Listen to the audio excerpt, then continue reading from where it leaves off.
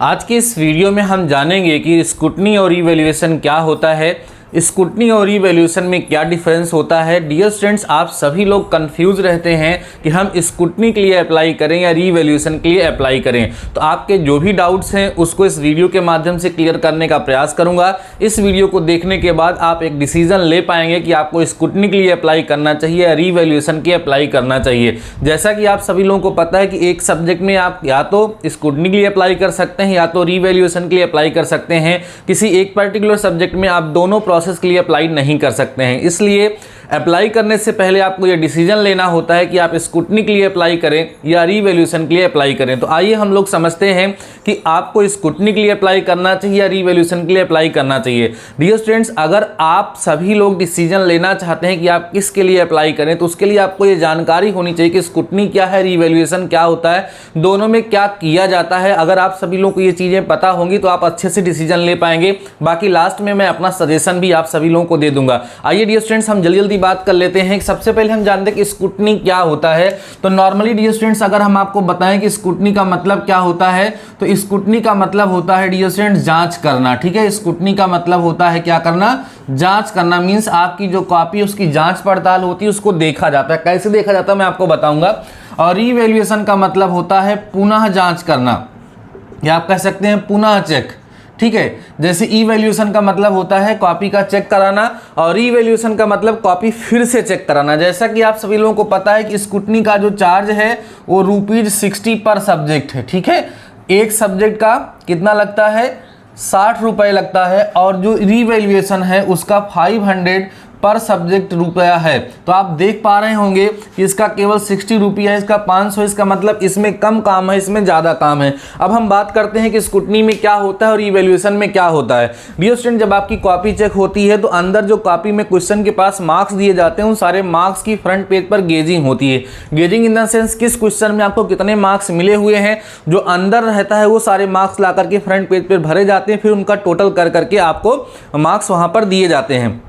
अब होता क्या है कि कभी कभी एग्जामिनर अंदर तो मार्क्स दे देते हैं लेकिन वो मार्क्स बाहर चढ़ाना भूल जाते हैं, या ऐसा भी हो सकता है कि टोटल करने में हो सकता है उनसे गलती हो गई हो, या हो सकता है कि कॉपी में कोई ऐसा क्वेश्चन हो जो चेक ही नहीं हुआ हो। तो उस सिचुएशन में स्टूडेंट्स का लॉस हो जाता है। तो इस स्क्रूटनी की प्रोसेस में यही चेक करा जाता है कि कॉपी के अंदर जो मार्क्स दिए गए हैं पर क्वेश्चन, वो सारे मार्क्स ला करके फ्रंट पेज पर गेजिंग किए गए हैं, वो लिखे गए हैं या नहीं लिखे गए हैं। साथ ही साथ जो कॉपी में मार्क्स की टोटलिंग हुई है या नहीं है, एक बगल में कॉलम बना हुआ होता है, वहां पर ये सारी प्रोसेस फिर से करी जाती है और उसको मिलान कर लिया जाता है।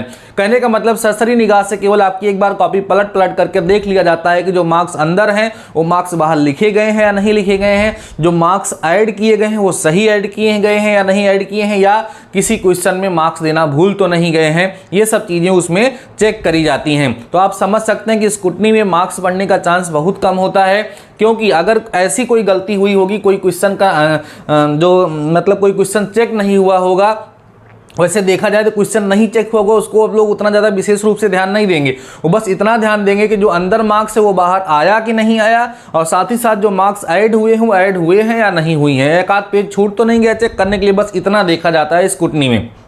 ठीक है, तो स्क्रूटनी एक छोटी सी प्रोसेस है, उसमें मार्क्स बढ़ने का चांस बहुत कम होता है। बहुत रेयर केस में ऐसी गलती होती है, हो सकता है कभी कभी गलती हो, लेकिन ऐसे की गलती होने का चांस बहुत कम होता है। अब हम बात कर लेते हैं कि रीवैल्यूएशन में क्या होता है। डियर स्टूडेंट, जो रीवैल्यूएशन की प्रोसेस होती है उसमें जो मार्क्स होते हैं, आपका जो फ्रंट पेज होता है उसको हटा लिया जाता है। हटाने के बाद आपकी जो कॉपी है वो दूसरे एग्जामिनर को अलॉट होती है, मतलब दूसरे इवैल्यूएटर को अलॉट होती है।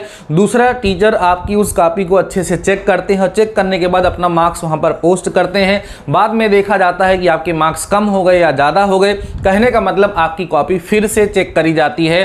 जो पुराना चेक किया गया है उससे कोई मतलब नहीं होता है, कॉपी आपकी फिर से चेक होती है। जो कि कॉपी फिर से चेक होती है, इसमें मेहनत ज़्यादा होती है, इसलिए इसकी फीस भी ज़्यादा है, 500 रुपये है। तो आई होप आप सभी लोगों को समझ में आ गया होगा कि स्क्रूटनी में क्या होता है और रीवैल्यूएशन में क्या होता है। स्क्रूटनी में केवल आपकी कॉपी पलट करके देख ली जाती है कि सारा कुछ मार्क्स वगैरह फीड हुआ है या नहीं हुआ है, लेकिन जो रीवैल्यूएशन होता है उसका मतलब ही होता है पुनर्मूल्यांकन। मीन्स आपकी कॉपी का फिर से मूल्यांकन होता है, फिर से आपकी कॉपी चेक होती है। उस केस में आपके मार्क्स बढ़ भी सकते हैं और आपके मार्क्स घट भी सकते हैं, दोनों प्रोसेस वहां पर हो सकती है। अब बात यह होती है कि स्टूडेंट्स हमारे कंफ्यूज रहते हैं कि सर हम स्कूटनी के लिए अप्लाई करें या रीवैल्यूएशन की अप्लाई करें, दोनों में से कौन सा बेहतर होगा। तो डियर स्टूडेंट, सबसे पहली चीज़ तो ये है कि आपने अपनी कॉपी में क्या लिखा था, कितना सही लिखा था, कितना गलत लिखा था, कैसा लिखा था, इसके बारे में आपसे बेहतर कोई और नहीं जान सकता है। आपकी कॉपी कोई देखेगा तो वही जान सकता है, बाकी आपसे बेहतर कोई नहीं जान सकता कि आप कितने मार्क्स का अपने एग्जाम में कर करके आए थे और कितने मार्क्स का क्वेश्चन आपका सही था। अब यहाँ पर आपके ऊपर डिपेंड करता है, आपको डिसीजन लेना है कि आपको स्कूटनी के लिए अप्लाई करना है या रीवैल्यूएशन के लिए अप्लाई करना है।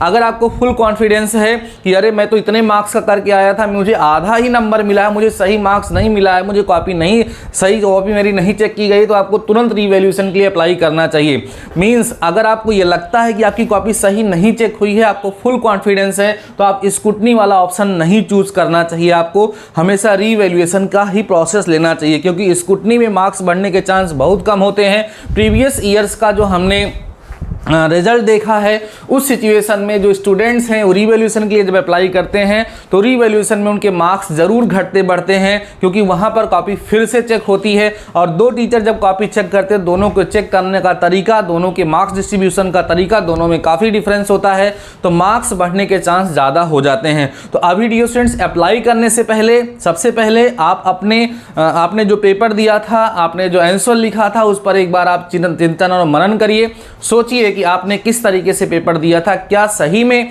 आपकी कॉपी सही चेक हुई है या गलत चेक हुई है। ये डिसीजन केवल आप ले सकते हैं, कोई और डिसीजन नहीं ले सकता है। पेपर आप निकाल लीजिए, आपके पास पेपर होगा, पेपर निकाल करके एक बार सोच, क्योंकि समय ज़्यादा हो जाता है तो हम भूल जाते हैं, इसलिए आप पेपर निकाल करके एक बार देख लीजिए कि आप कितने मार्क्स का वहाँ पर किए थे, कितना मार्क्स आपको मिला है। 2-4 नंबर का आगे पीछे हो रहा है, 2-4 नंबर का आगे पीछे हो सकता है, क्योंकि आपके सोचने के तरीके में और जो एग्जामिनर कॉपी चेक करते हैं उनके चेक करने के तरीके में, उनके सोचने के तरीके में डिफरेंस होता है। सो 2-4 नंबर में तो कोई दिक्कत नहीं, लेकिन आपको लगता है कि मेरा 10-10 नंबर माइनस हो गया है, तो तुरंत बिना सोचे हुए आपको रीवैल्यूएशन के लिए अप्लाई करना है। और अगर आप रीवैल्यूएशन के अप्लाई करते हैं और आप सही हैं, तो आपके मार्क्स जरूर से जरूर बढ़ेंगे, इसमें किसी प्रकार का कोई डाउट नहीं है। तो आई होप आप सभी लोगों को बेहतर तरीके से समझ में आ गया होगा। मैंने दोनों चीज़ों को अच्छे से समझा भी दिया है और अपना ओपिनियन भी आप सभी लोगों को दे दिया है कि आपको किस चीज़ के लिए अप्लाई करना चाहिए। बार बार मैं यही कह रहा हूं कि अगर आपको फुल कॉन्फिडेंस है कि आपने सही से पेपर में किया था, तो आपको रीवैल्यूएशन के लिए ही अप्लाई करना चाहिए। भले ही 500 रुपये लगेगा, लेकिन आपकी कॉपी अच्छे तरीके से चेक हो जाएगी।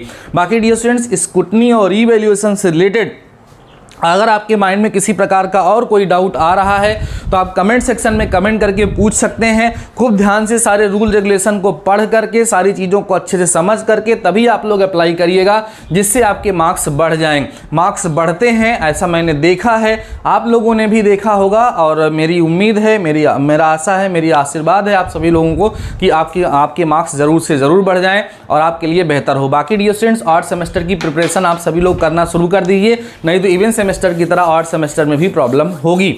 ठीक है, ये मैं आपको डरा नहीं रहा हूं, बस आपको सचेत कर रहा हूं। बाकी डियर स्टूडेंट्स, आज के इस वीडियो में बस इतना ही। मिलते हैं नेक्स्ट वीडियो के साथ, नेक्स्ट टॉपिक के साथ। तब तक के लिए शानदार रहिए और पढ़ते रहिए।